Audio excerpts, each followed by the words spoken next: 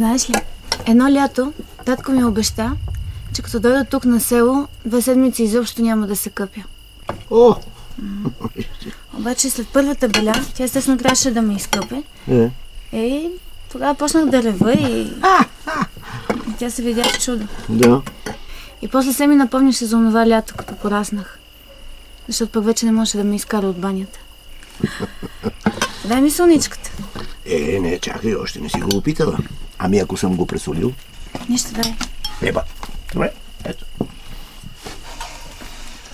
Не така. Хляб. Да. Слушай, много хубаво мирише. Тя от вашия джърен, от годината. Зеленчуците са съвсем пресни. Много солено едеш обаче.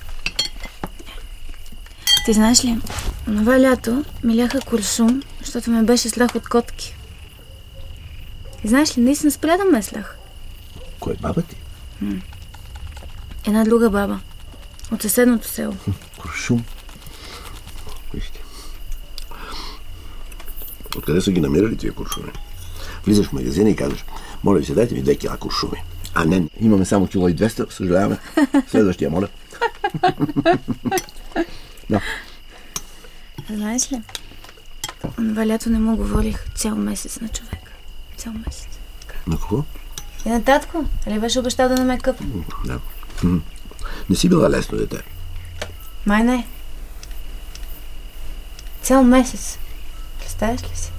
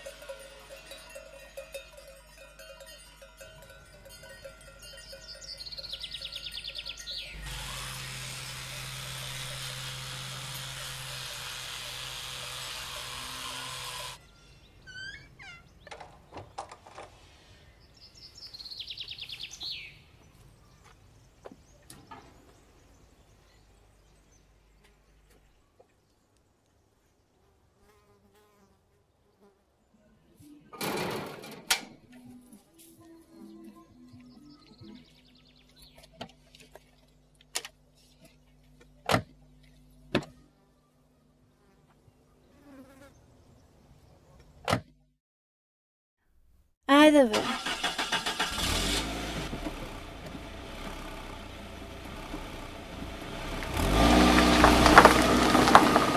И овца се пише с В.